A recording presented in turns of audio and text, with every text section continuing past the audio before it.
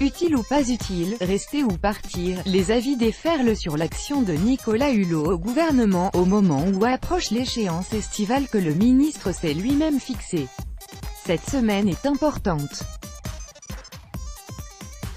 Le Premier ministre Édouard Philippe présente mercredi un plan biodiversité que son ministre de l'écologie souhaite ambitieux, mais à la portée encore incertaine. Vendredi, Nicolas Hulot marquera le premier anniversaire de son plan climat, que les ONG jugent loin du compte. On le sent plus enjoué. Depuis sa nomination en mai 2017, la question de sa capacité à agir et à se maintenir n'a cessé de refaire surface, et faisait encore la une de la presse mardi. Cet été, on aura avec le président et le Premier ministre un moment de vérité, avait dit l'intéressé mi-mai, affirmant qu'il tirerait les leçons si les conditions de mise en place des politiques qu'il défend ne sont pas remplies.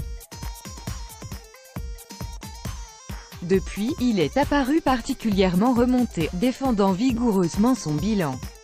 Lundi soir, il était plutôt rieur lors d'un Facebook Live avec le Premier ministre.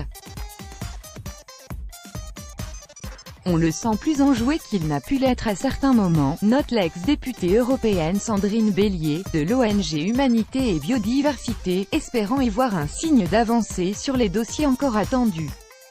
Ce serait bien pire s'il n'était pas là, mais au moment où les ministres vont passer leur grand oral auprès du premier d'entre eux, jeudi matin pour Hulot, d'autres défenseurs de l'environnement retiennent les concessions faites, accord commercial avec le Canada, CETA, autorisation de raffinerie basée sur l'huile de palme, plan qualité de l'air n'empêchant pas le renvoi devant la justice européenne.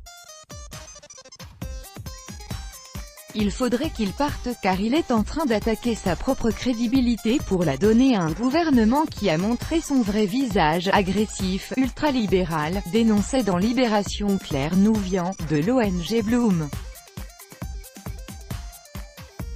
La loi Agriculture et Alimentation, c'est le ministre de l'Agriculture, Stéphane Travert qui l'a gérée, dit Laurent Pinatel, de la Confédération Paysanne, pour qui on a une loi qui a occupé tous les acteurs agricoles pendant un an et qui ne va pas changer grand-chose au final, mais ce serait bien pire s'il n'était pas là, le défend Audrey Pulvar. Je me pose toujours la question de savoir qui serait là s'il n'était pas là, a dit la présidente de la Fondation pour la Nature et l'Homme, l'ex-Fondation Hulot. Parmi ces victoires, l'abandon du projet d'aéroport de Notre-Dame-des-Landes, l'inscription annoncée de l'environnement dans la Constitution, la concrétisation de 6 parcs éoliens en mer. Sans lui, nous n'aurions pas obtenu ce qu'on a obtenu, estime aussi Jean-Louis Ball, président du syndicat des énergies renouvelables, qui cite aussi les appels d'offres dans le solaire, les mesures pour l'éolien et la méthanisation. Mais, il faudra 2 ou 3 ans pour donner un jugement définitif, notamment, après la feuille de route énergétique de la France attendue prochainement. Soutien gouvernemental. Hulot pointe aussi son rôle dans la décision d'interdire le glyphosate d'ici 2021 même s'il a échoué à la faire graver dans la loi. Vous ne voyez que ce qu'il n'y a pas, reproche-t-il aux journalistes. Si on veut être objectif et ne pas décourager tout le monde, il faut aussi voir ce qu'il y a. Le gouvernement, lui, ménage son ministre. Nicolas Hulot a toute sa place au gouvernement, a insisté mardi son porte-parole Benjamin Griveaux sur BFM TV. Qui est de l'origine de CES measures?